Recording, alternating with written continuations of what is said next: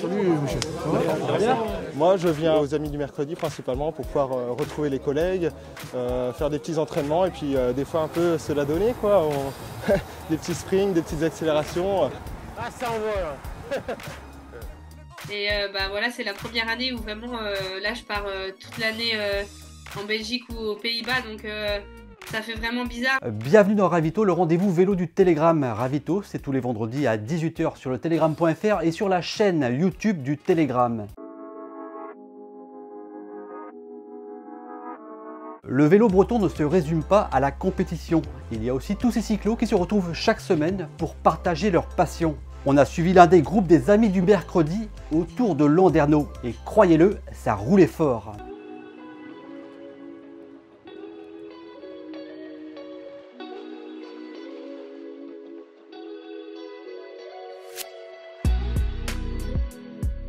Je m'appelle Christian Deniel, donc j'ai 64 ans. Je suis Alexandre Morvan, j'ai 27 ans. Cédric Kermorgan, j'ai 48 ans. Je roule avec les Amis du Mercredi depuis 2014, depuis que j'ai arrêté de travailler. Je fais du vélo depuis que j'ai 14 ans, je suis un ancien coursier. Je suis licencié au club de l'EC Landerneau et puis très régulièrement, quand je suis disponible, que je ne travaille pas, je viens rouler avec le groupe 1 des Amis du Mercredi. J'ai arrêté le haut niveau, on va dire, en 2000, donc il y a 22 ans. J'ai roulé régulièrement ici le mercredi pour m'entretenir, continuer à garder la forme. Ça permet de faire une sortie en convivialité et puis c'est toujours sympa de s'entraîner à plusieurs.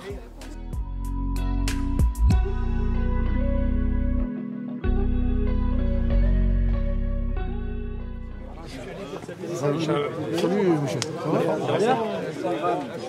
Alors l'esprit, c'est quand même un esprit de convivialité, de camaraderie. D'où le nom, en fait, les Amis du Mercredi. On est un groupe assez soudé et puis on se retrouve tous les mercredis pour pouvoir discuter et puis en même temps faire quelques bornes, des petites sorties d'entraînement en endurance. C'est avant tout un esprit de camaraderie et de rigolade, hein. On rigole bien. On n'est pas, comment dire, très regardant sur l'appartenance à un club ou à un autre. Tout le monde est le bienvenu.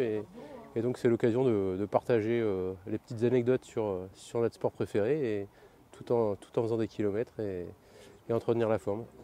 Le groupe 1 va partir. Le parcours c'est 6-1, après c'est Saint-Sauveur. Saint-Sauveur, on va vers Saint-Égonac, si j'ai bien Viclan, Kermat, Lesvéoc.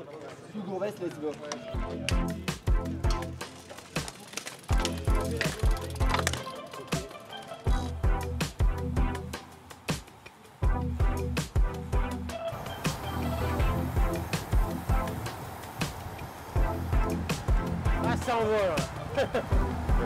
Dans les roues c'est pédard. Comme on l'a pu voir, il y a plusieurs groupes. Selon les niveaux, ça va plus ou moins vite. Donc le groupe 1 est quand même un groupe assez sportif où certains aiment bien mettre des intensités et tirer. Mais le but n'est pas de lâcher les copains, le but est quand même de rester, de finir en groupe et de ramener tout le monde sur l'antenne. Pause pipi, on fait quoi? On fait comme eux ou...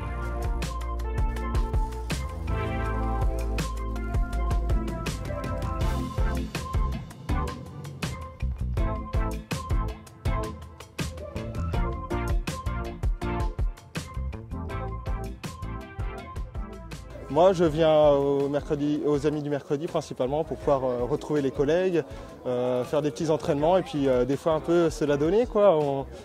Des petits sprints, des petites accélérations. C'est pas toujours facile, mais c'est super sympa, oui. Quand est-ce que tu fais la pancarte? À l'arrivée là. C'est plus donc pour garder la forme bien sûr, mais avoir un groupe quand même qui est quand même un groupe sportif et donc où ils font de l'intensité, qui change beaucoup quand même des groupes cyclo classiques où ça roule plus à une allure régulière. Donc ça me permet de garder une condition avec des intensités supplémentaires. Ah, c'est sûr, c'est l'assurance de faire une sortie qualitative quand même, hein. On fait des kilomètres, on voit du paysage, mais c'est aussi des relais appuyés et en fonction de la forme du moment, soit on reste en queue de groupe, soit on se met plutôt devant si on veut travailler un peu de spécifique. C'est sûr qu'il y a un bon niveau dans le groupe 1. Là. Et là une petite bosse, on est tenté d'accélérer. Allez, on pousse jusqu'en haut. Allez!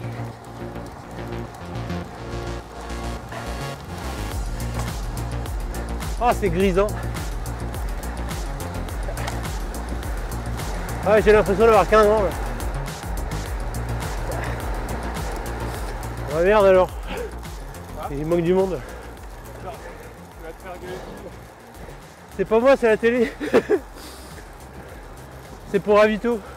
On appelle ça un déblocage ravito. Et ça fait du bien.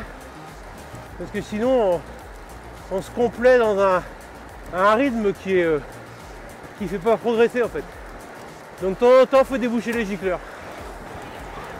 On va ralentir un peu, parce qu'on est en train de les perdre. Bon là on va se faire engueuler, donc on va se la jouer discret. Ah non, tu souris et tu prends ta gueule.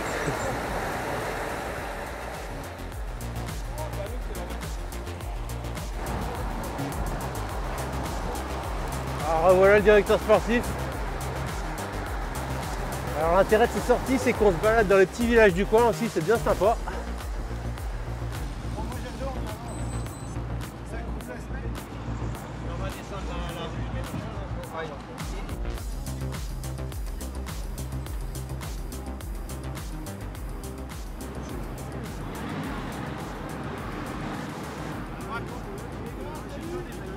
On va venir jusqu'au Gavroche. Pardon? On s'arrête là. À la prochaine. Oui, salut, salut.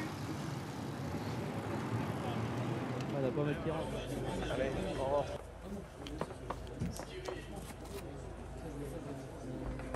Ouais, il faut aller là-bas.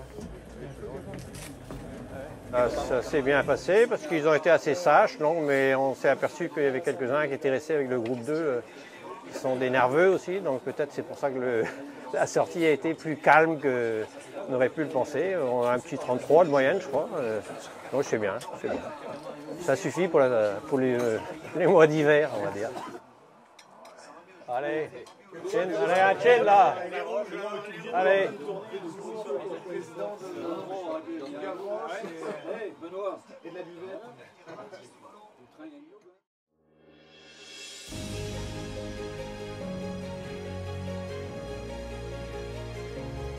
Votre programme avec Trécobat, constructeur de maisons innovantes.